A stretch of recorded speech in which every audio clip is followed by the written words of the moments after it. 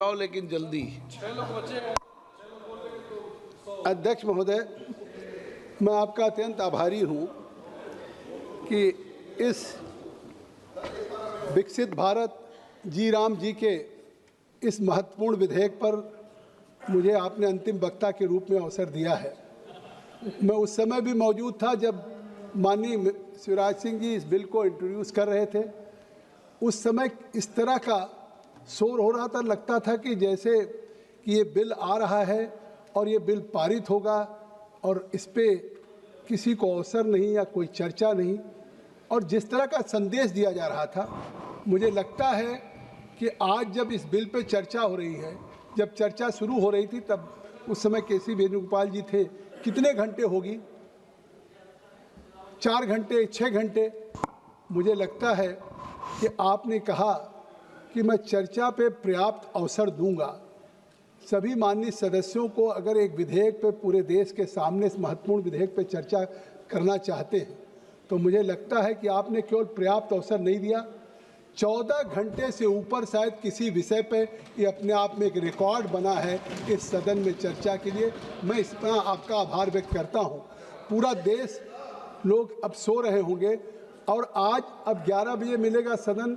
कल से सदन शुरू हुआ और दूसरे दिन सदन 18 तारीख तक चल रहा है। मैं नहीं, आज ही 11 बजे, कल नहीं कह रहा हूँ, कल से शुरू हुआ था और आज 11 बजे शुरू हुआ। मैं केवल class 4, class 6, class 5, class 11, class 12 की तरफ उल्लेख करना चाहता हूँ। बर्वे साहब बैठे हुए महत्वपूर्ण हैं। बर्वे साहब कह रहे थे कि जिस समय किसान की बुआई का समय होता है, कटाई का समय होता है, बर्वे साहब आप बैठे, तो उस समय मनरेगा में काम नहीं दिया जाएगा।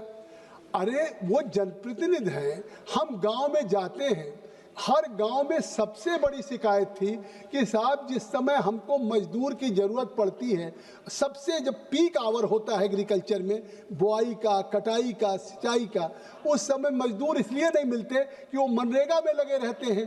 तो कम से कम आज 125 दिन अलग किया जा रहा है और बुआई, कटाई और निराई के समय उस मजदूर को अलग काम मिलेगा। मैं समझता हूँ ये ऐतिहासिक संशोधन लेकर के आए हैं। मैं बधाई देना चाहता हूँ शिवराज सिंह को। आखिर कितनी मजदूरों की कमी हो गई, गांव में मिलता नहीं। दूसरी बात कहा कि स्टेट को नज़रअंदाज कर दिया गया।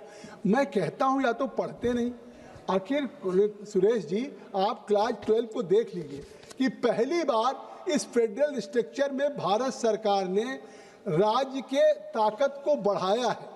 पहली बार जो सेंट्रल ग्रामीण रोजगार गारंटी काउंसिल का गठन हो रहा है, इस संशोधन से मैं बधाई दूंगा माननीय प्रधानमंत्री जी को कि उसमें केंद्र सरकार के प्रतिनिधि होंगे तो राज्य सरकार के भी प्रतिनिधि होंगे, और उसके साथ साथ केवल केंद्र राज्य के नहीं होंगे, पंचायती राज संस्थाओं के भी प्रतिनिधि होंगे। पहली बार श्रमिक संगठनों के भी प्रतिनिधि होंगे और समाज के कमजोर वर्गों के भी प्रतिनिधि होंगे। अर्थात ये जो परिषद बनेगी ये पॉलिसी डिसीजन करेगी। मैं सेक्शन 4 और सेक्शन 6 की तरफ बात करना चाहता हूँ। केवल एक बात कि आप देखिए कि पहली बार अभी तक मनरेगा में क्या था, मनरेगा में अभी तक केवल काम ये था कि आप काम ये कर सकते थे कि गांव में सड़क का, खड़ंजा का, नाली का। पहली बार क्लास 4 में माननीय मंत्री जी जो संशोधन लेकर के आए हैं वाटर सिक्योरिटी का, रोज प्रधानमंत्री जी कहते हैं कि वाटर कंजर्वेशन होना चाहिए, जल संरक्षण होना चाहिए। आज पहली बार संशोधन करके अब इस मनरेगा से वाटर सिक्योरिटी का भी काम होगा, कोर इंफ्रास्ट्रक्चर का भी काम होगा, लाइवलीहुड इंफ्रास्ट्रक्चर का भी काम होगा और क्लाइमेट रिसाइलेंस का काम होगा। मुझे लगता है ये चारों ऐतिहासिक काम है। नेचुरल क्लैमिटी आ जाती थी, उसमें मनरेगा का की कोई भूमिका नहीं होती। जो बात अभी अनुराग जी ने कही कि कन्वर्जेंस की बात, एक तरह से कन्वर्जेंस की बात है, तो मैं इसलिए कहना चाहता हूँ, कह दिया कि साहब ये जो कानून आ रहा है इसमें 15 दिन के बाद जो बेरोजगारी थी वो घटा रहे हैं। आखिर क्लास 5 में अगर 125 दिन की गारंटी दिया है तो मैं कहना चाहता हूं कि आप जरा देख लीजिए क्लास 11 क्या कहता है। क्लास 11 कहता है कि बेरोजगार, ये 15 दिनों के भीतर रोजगार उपलब्ध नहीं होगा। तो मैं तो एक एक क्लास बता सकता हूँ क्यों देश को गुमराह कर रहे हो।